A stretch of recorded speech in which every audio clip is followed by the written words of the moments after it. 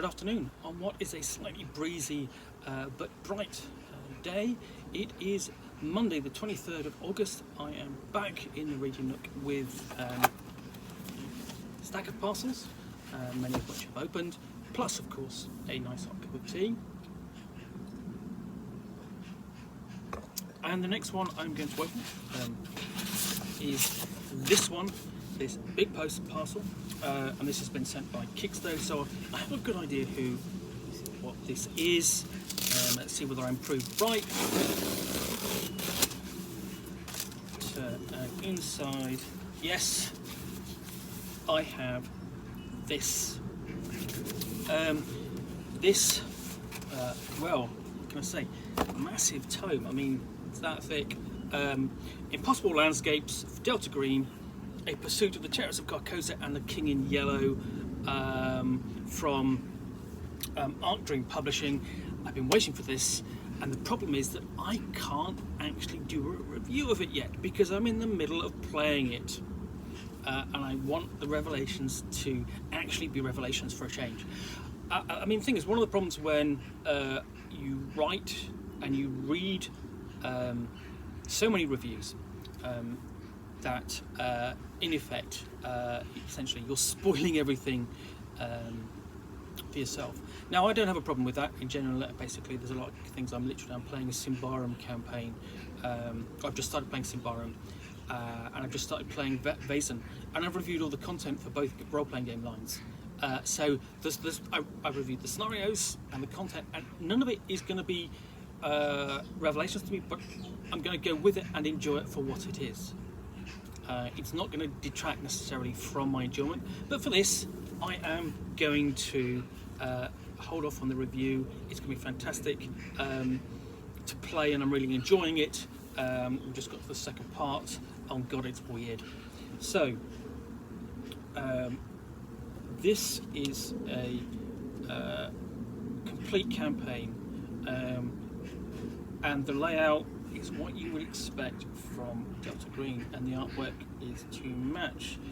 So you know, essentially you have sample newspaper excerpts from basically the first scenario which we have played, the missing person and the agent who is your contact for the mission, or the night at the opera, if you will.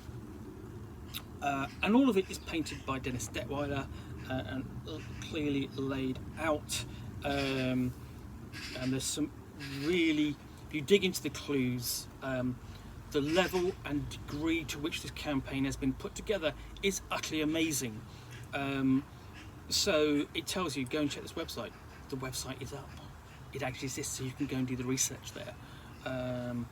Also, you know, we just dug into things, and we basically were going, what's going on here? What is, we're making connections that we don't know anything about yet, and it's just so confounding.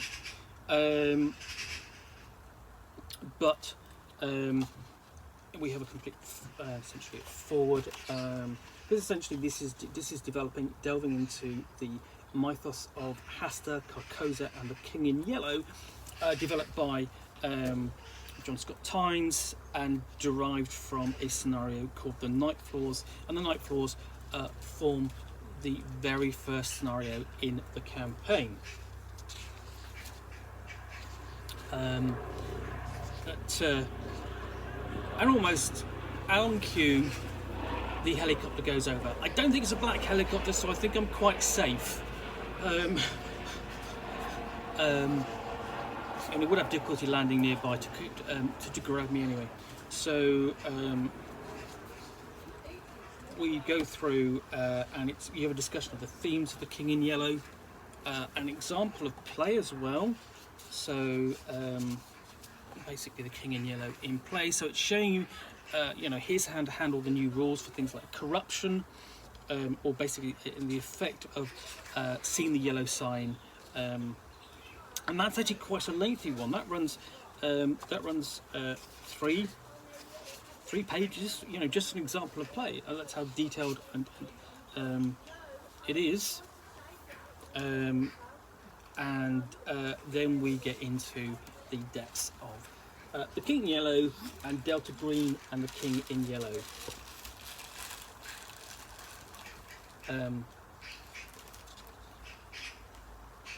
All accompanied by this fantastic artwork, and I'm basically, I guess I said, I can't delve into this too deeply because I don't want it revealing too much to me about what's going on.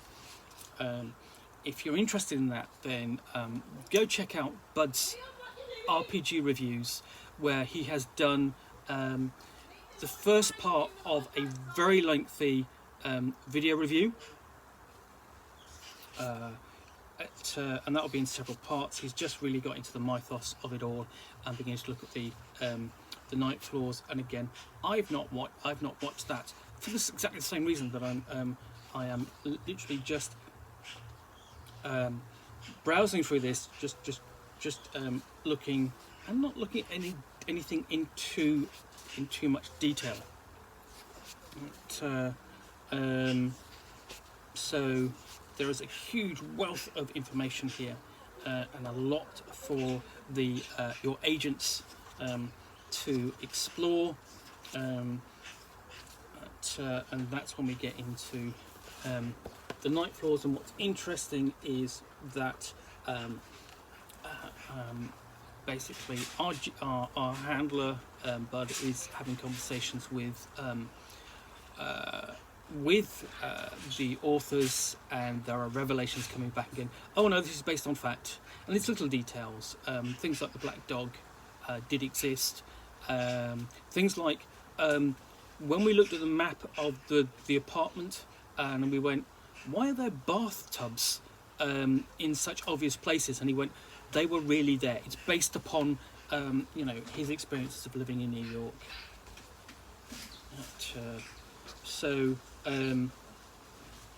Yeah, I'm recognising some of these clues here. It's again, there we go. I'm just going to show you that. I really shouldn't, but they are here. They're basically there for your own, basically just to show you what it's like. Just the amount of depth and detail. I mean, there's an evidence kit which you can get to go with this. Essentially does the same kind of thing that the props kit does for Master Nyarlathotep from the H.P. Lovecraft Historical Society. So what we've got, this is in length. We have, it is 350 pages plus 360 pages in length. There is a lengthy index. I love the fact that, okay, here's an index, and you basically, that's annotated as well, almost as if this is an artifact in its own right, almost like a mythos tome. Someone's added marginalia and notes to it. Just fantastic looking book, really clean, beautiful artwork, so much information, and so much information that essentially I just can't show you, and I shouldn't even be flipping through it, and that's literally, I can't do anything more than that. But here's just another image, just weird and creepy. I have no idea what it is, and I don't want to know yet, but I will in due course. So in some ways I suspect this is going to be really as much as I'm going to be, it's creepy and enjoyable to play, and we're constantly going to be confounded. I think it's going to be a fantastic read and to explore and find out what is going on. I'm hoping that's going to happen later this year, where I can really dig into it and do a proper review. In the meantime, I want to thank Arc Dream for sending me a copy, and apologise to them for not being able to review it just yet. But it is available. It is available in print, and very much, I suspect, worth your getting if you want to run a long-term Delta Green campaign.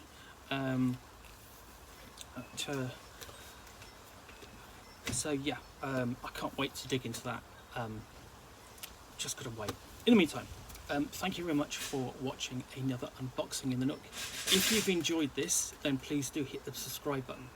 And if you've got any comments or feedback, I appreciate you taking the time to post those.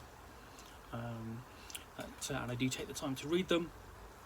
And lastly, if you want to be alerted to yet more unboxings in the Nook, where you will see me here with another parcel, a book which I can talk about for about roughly 10 minutes to the extent of my knowledge, and of course, let's not forget a nice hot cup of tea,